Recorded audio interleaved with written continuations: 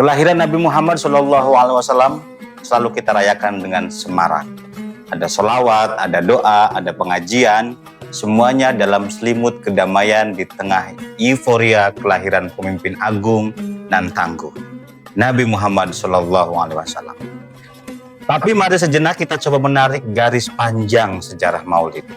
Kelahiran beliau bukan sekedar lahirnya seorang bayi Quraisy di Mekah, melainkan lahirnya seorang kritik sosial paling lantang terhadap tatanan bobrok pada masanya. Nabi lahir di tengah masyarakat yang timpang. Pada masa itu, kaum elitnya sibuk menimbun harta, sementara budak dan rakyat kecil digilas struktur. Bayi itu kelak tumbuh menjadi manusia yang merombak sistem, bukan sekedar bermodal sebilah pedang, tapi dengan akhlak, keberanian, dan kasih sayang. Menjadi sangat layak jika di tengah gegap gempita ini kita semua mencoba merenungi kembali refleksi Maulid ini. Apa artinya kita memperingati Maulid hari ini?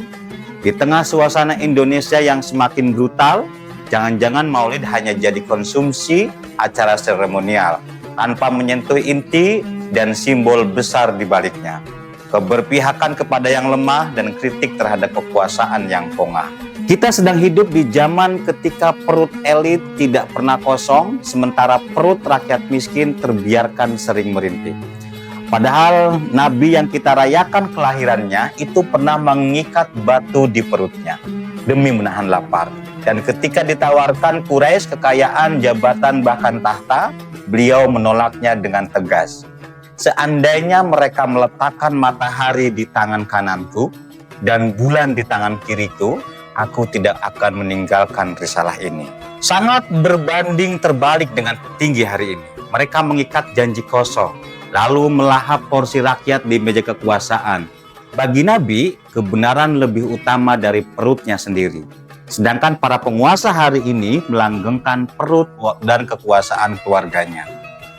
Lihat saja beberapa pekan terakhir, jalanan terpenuhi suara demonstrasi 17+8. Di mana mahasiswa, buruh, hingga emak-emak turun ke jalan, menuntut hak paling mendasar, menanyakan ulang keadilan dalam hidup sehari-hari. Ada yang menjerit soal upah tak sebanding dengan harga pokok, ada yang menolak undang-undang titipan oligarki, ada pula yang berharap negara ini tidak makin dirampas dari rakyat. Ironisnya, di layar kaca pejabat tersenyum seakan semua baik-baik saja. Stabilitas terjaga, kata mereka. Stabilitas siapa? Tentu stabilitas keluarga dan kroni yang rajin menjilat ludah mereka. Demo itu bukan sekedar keramaian jalanan. Ia adalah batu kecil yang dilemparkan rakyat ke jendela kekuasaan yang semakin tebal kacanya.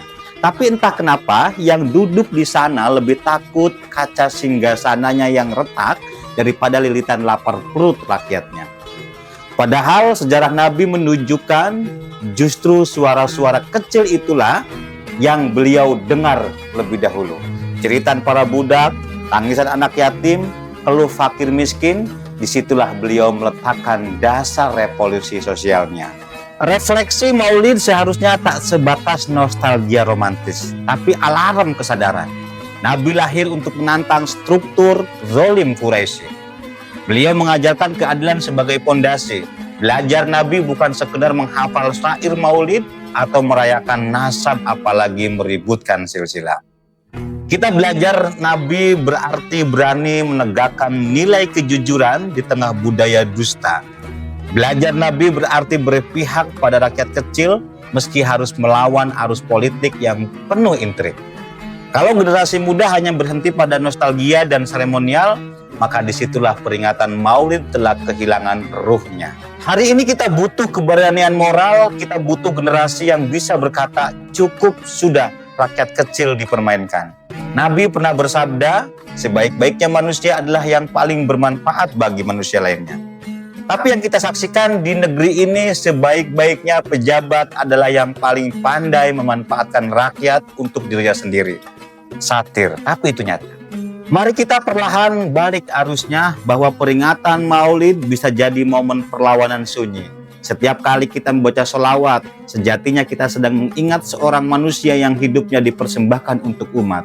Setiap kali kita menyebut nama Muhammad, seharusnya kita sedang meneguhkan janji menindak ketidakadilan yang bersemayam pada tubuh-tubuh lemah, penuh luka dan penindasan. Kita tidak perlu menunggu jadi presiden untuk meneladani Nabi. Mulai dari diri kita, belajar jujur meski pahit, berani sederhana meski diejek, berani berpihak pada yang lemah meski tak ditimang dalam kenyamanan, sebab itulah esensi dakwah Nabi. Mengguncang tatanan lama demi lahirnya masyarakat baru yang bermasa depan. Maulid adalah panggilan agar kita tidak larut dalam apatisme. Bisa kita telaah dalam seliwet konteks kelahirannya. Nabi lahir di tengah krisis moral, tapi beliau menjawab dengan revolusi akhlak.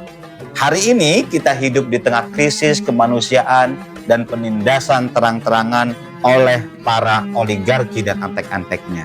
Maka jawaban kita seharusnya bukan dengan sinis semata, melainkan dengan membangun etika sosial baru. Menolak korupsi, melawan politik perut kenyang, dan menghidupkan budaya peduli. Jangan biarkan maulid direduksi hanya sebagai ikhtilaf kembang api rohani. Mungkin inilah doa yang paling relevan di hari maulid. Semoga Allah karuniakan kepada kita keberanian Nabi, kesadaran Nabi, dan keteguhan Nabi. Sebab tanpa itu kita hanya akan jadi generasi yang pandai merayakan kelahiran beliau, tapi gagal melahirkan kembali nilai-nilai beliau di tengah kehidupan bangsa.